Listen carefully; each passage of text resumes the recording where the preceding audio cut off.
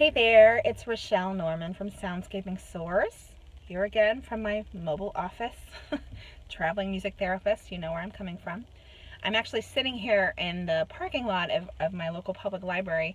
I'm going to be going in there to work on a project that I'll tell you about a little bit more towards the end of the video. Let's talk about group size, okay? Group size is one of those perpetual problems for music therapists in elder care in particular, in senior living. Here's what seems to happen to me, to my staff, and to a lot of the music therapists that I talk with in MT Insider and at conferences and other places. You go into a community, you start a music therapy group, you make beautiful music, people are engaged and active, and people who normally aren't engaged and active are becoming that way in the music, right? This happens all the time in the work we do. The staff start to see it, the families start to see it, and so they start bringing more and more and more people to your group until what started as a small circle becomes a really big circle, and all of a sudden you've got 25 or 30 people in your music therapy group, okay? Maybe this has never happened to you, but it's happened to me several times over in the last 13 years of my career. This is a problem for us as clinicians because, as you and I both know, it's not really possible to follow our standards of practice for music therapy when we have 30 people in a group, right? Especially if you're only seeing those 30 people once a month, but frequency, another day. We'll talk about that another day. So, group size is a problem.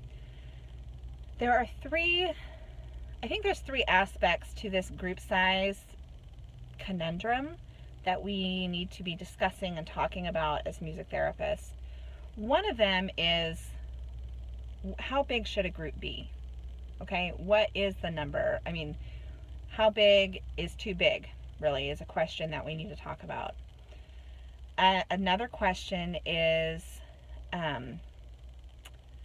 what can we do with bigger groups? I mean, if we say 12 is as big as a music therapy group can get, then what do you do with 30 people? And can you still do that? And can you still be effective as a music therapist even if you're not doing clinical music therapy? Okay, that's another question. And then the third question is, how do we get people to follow our rules? How do we get people to keep groups to the size they're supposed to be? All right, so those are three questions.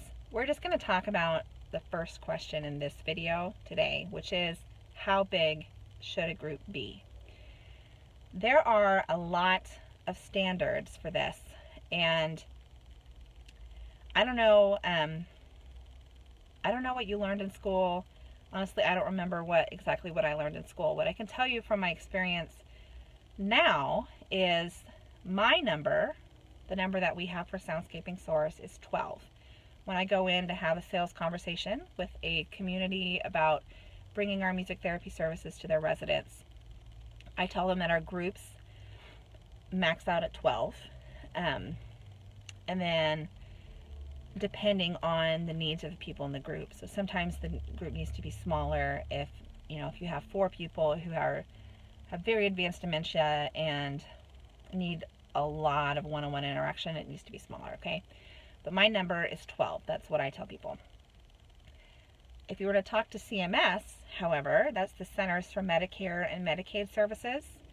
They're the ones who put out the MDS, the minimum data set. This is the documentation that skilled nursing facilities have to use.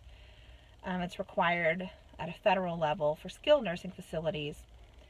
If you document music therapy minutes in Section O of the MDS, your group size maxes out at 4.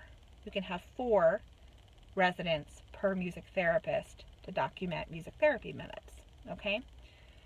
4 is very different than 12, is very different than 30, right?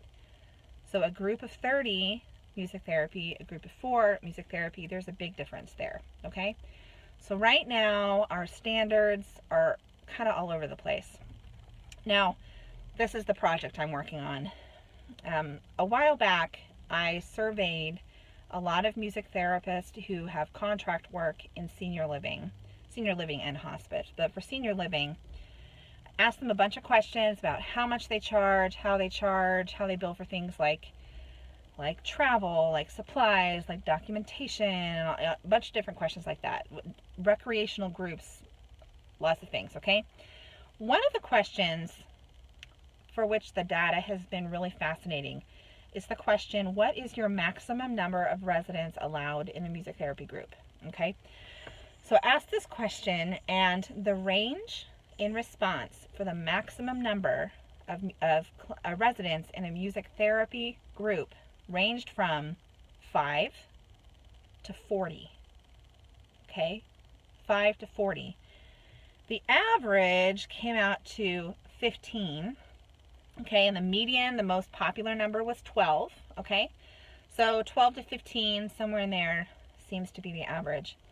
But that is a huge range from 5 to 40, right? All of these different sizes of music therapy groups. Okay, so we have this huge range that we need to figure out as a professional community where some of our standards are going to be, so that we can then express those standards to the communities that we work with and encourage them to meet these standards and keep the groups the size they need to be, so that we can do things like have meaningful research, right? So like if there are research studies that say music therapy works in long-term care, but some groups are 5 and some groups are 40, you know, I know that there's a huge difference there, right? So if we want to have meaningful evidence base for our practice, then we need to have some standards here, right? Okay. So we have this huge range in numbers for how many people are allowed or are invited to a music therapy group. And then a lot of people several people also commented in this survey about the challenges of keeping groups to a particular size. So some examples. I aim for no more than 12, but we usually end up with 20. We educate our facilities that group that large tend to start becoming a rec more than therapy. 16, but sometimes facilities try to sneak in more. I don't know if you've ever had that problem. I've had to experience that. And then sometimes there are more than 12, but most facilities are good about following this because it's in our contracts. Okay, so then there's a written agreement factor there too. So here's the question to ponder. If you're providing music therapy according to our standards of practice, how big is your group? How big can your groups be? In an ideal world, we get to assess every resident individually, and we get to assign them to an individual music therapy or group, a small group or a large group, depending on their needs, right? That's the ideal world, and that's the way we want this to be. And that's what we should be moving towards, right? That's what we all collectively should be moving towards. Right now, the world is not ideal. It's not ideal for me. It's probably not ideal for you. So how do we work with what we got, and how do we encourage the communities that we work with to meet the standards that we set? You know, how do we encourage that? How do we encourage them to do that? Those are the questions we got to figure out, all right? So that's your food for thought, is how big should my groups be, and how do I encourage the communities I work with to keep groups to that size? Okay, so 2 questions to ponder. Now, one aspect to this is that knowledge is power, and data from a large group of music therapists is more powerful than your own singular anecdotal experience, right? That is the idea behind our elder care music therapy benchmarking report. This is what I'm going in here to the library to work on, where this data is coming from that I talked about in this video. So as I mentioned before, this report has data from a lot of music therapists in long-term care and hospice, contracted.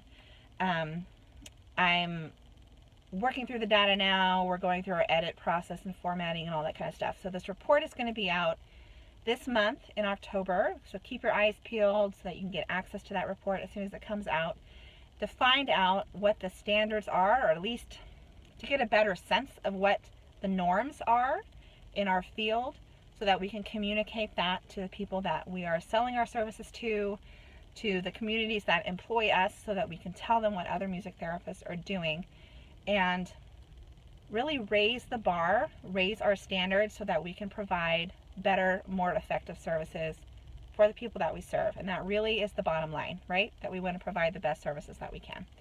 So stay tuned for the benchmarking report. Think about group size and how to encourage the powers that be to keep the groups to the size that you need. I will see you all again in the next video.